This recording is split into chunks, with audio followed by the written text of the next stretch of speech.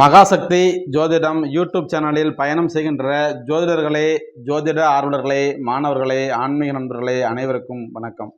எல்லோரும் சுகமாக இருக்கிறீர்களா? இருப்பீர்கள், இருக்க வேண்டும்.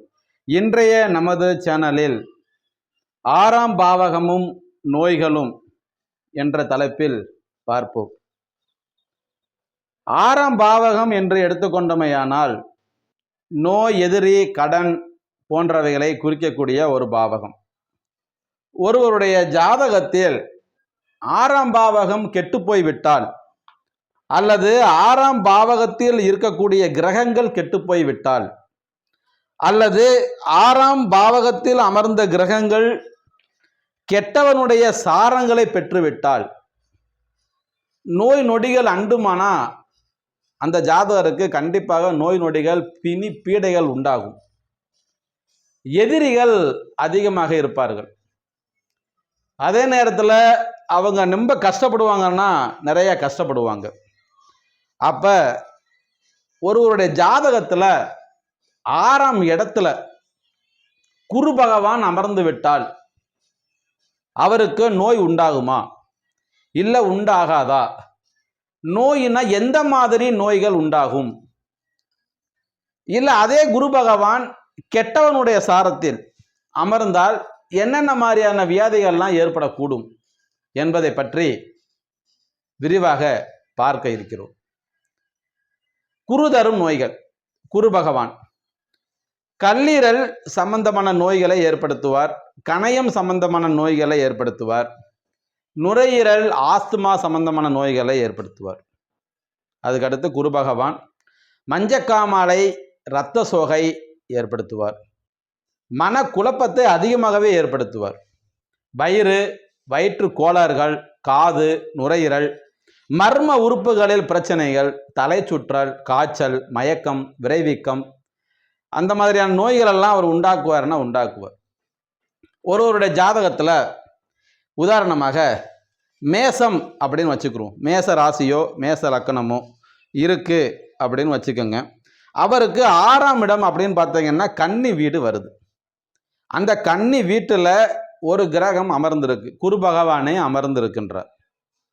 அந்த குரு பகவான் அமர்ந்தால் அந்த மேச லக்கணக்காரருக்கோ அல்லது அந்த மேச ராசிக்காரருக்கோ பிரச்சனைகள் ஏற்படுமா அப்படின்னு பார்த்தீங்கன்னா அந்த இடத்துல குரு பகவான் நட்பு, அதுவும் போக புதனுடைய வீடு, அந்த புதன் ஆட்சி உச்சம் பெற்றாராங்கன்னு. அப்போ குரு பகவான் புதன் பகவான் இணைஞ்சு இருந்தாங்கன்னா அங்கே பிரச்சனைகள் வருவதற்கான வாய்ப்புகள் இல்லை. இப்போ அதே குரு பகவான், அங்கே இருக்கக்கூடிய குரு பகவான் ஒரு 3 விதமான சாரங்களை வாங்குவார். அவை என்னென்ன சாரங்கள் அப்படின்னா உத்திர நட்சத்திரம் அப்படின்னு சொல்லலாம். அப்போ அந்த உத்திர நட்சத்திரம் யாருடைய நட்சத்திரம் அப்படின்னு நீங்கள் பார்த்தீங்கன்னா சூரியனுடைய நட்சத்திரம். அப்போ அந்த குரு பகவான் சூரியன் சாரத்தில் நின்றால் என்னென்ன மாதிரியான பிரச்சனைகள்லாம் ஏற்படும்? தொற்று நோய் ஏற்படும். தொற்று நோயினா டிபி, சளி, இருமல், காய்ச்சல் சம்பந்தப்பட்ட நோய்கள் இவையெல்லாம் ஏற்படுமானா கண்டிப்பாக ஏற்படும். அதே மாதிரி காய்ச்சல் ஏற்படும், செரிமான கோளாறு ஏற்படும், உணவு அதிகமாக இருந்தாலும் கம்மியாக இருந்தாலும் அவங்க சாப்பிடக்கூடிய மனநிலை இருக்குமானா அந்த மனநிலை பக்குவங்கள் ஏற்படாது. அதுக்கு அடுத்து பார்த்தீங்கன்னா அதே இடத்துல அஸ்த நட்சத்திரம் வருது. இந்த அஸ்தம் யாருடைய நட்சத்திரம்? சந்திர பகவானுடைய நட்சத்திரம். அப்போ இந்த குரு பகவான் சந்திரனுடைய சாரத்தில் இருந்தால் நல்லா இருக்குமா அப்படின்னா ரொம்ப இனிமையாகவும் நல்லா இருக்கும். அவங்களுக்கு நோய் நொடிகள் இருந்தாலும் கூட குணமாகக்கூடிய தருணமாக இருக்கும். அந்த நோய் நொடிகள் இருந்தாலும் கூட கொஞ்ச நாளைக்கு இருக்கும், அதுக்கு பிறகு அவங்களுக்கு அந்த நோய் நொடிகள் வராது. அப்படி ஒவ்வொரு இடத்துலையும் பார்க்கலாம், வித்தியாசமாக கோணங்களில் ஆராய்ச்சி பண்ணி நம்ம எடுத்துருக்கிறோம்.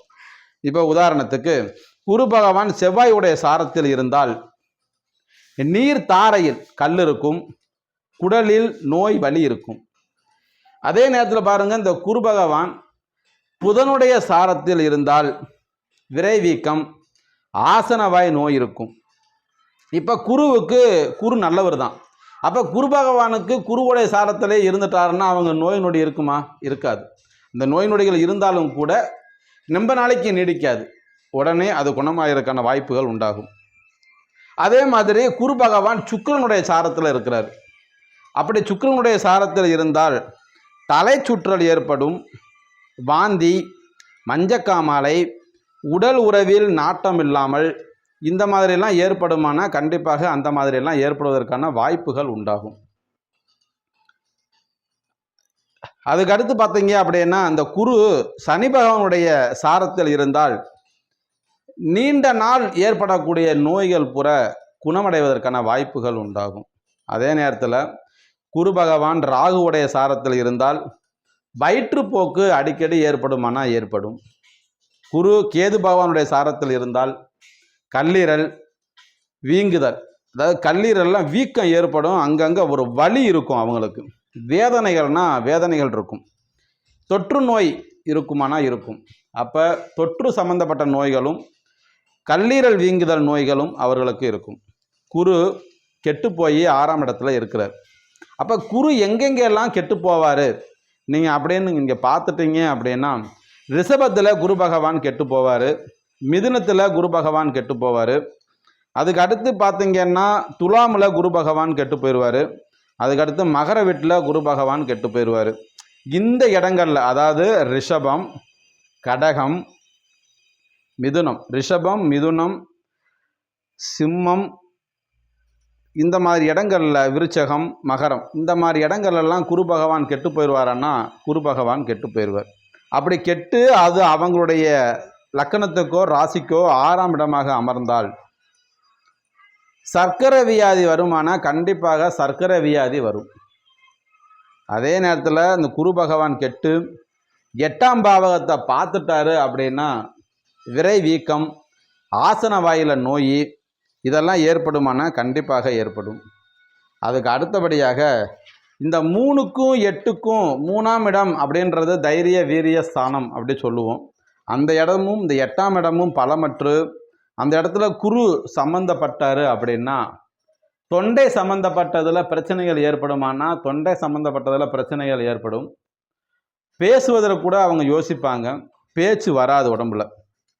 இந்த மாதிரிலாம் இருக்குமானா இந்த மாதிரிலாம் இருக்கும். அதே மாதிரி மகரத்தில் போய் யாருக்கெல்லாம் அந்த குரு பகவான் பலம் இழந்து காணப்படுகிறாரோ அவங்களுக்கெல்லாம் புத்திர சோகத்தை ஏற்படுத்துவார். அதெல்லாம் ஏற்படுமானா கண்டிப்பாக ஏற்படும். ஜாதகம் ஆன்லைனில் பார்க்க, அதாவது ஜாதகம் எழுத, ஜோதிடம், அடிப்படை ஜோதிடம், திருமண பொருத்தம், துருவ கணிதம், விம்சோத்திரை தசாபுத்தி அந்தரம், தற்சமயத்தில் நம்ம நாம யோகங்கள் அப்படின்ற டாப்பிக்கில் கிளாஸ் எல்லாம் எடுத்துகிட்ருக்குறோம். விருப்பப்படுற மாணவர்கள் இந்த யூடியூப் சேனல் வழியாக பார்க்கின்ற ஆன்மீக நண்பர்கள், ஜோதிடர்கள், ஜோதிட ஆர்வலர்கள் 99 76 83 60 64 தொடர்பு கொள்ளவும்.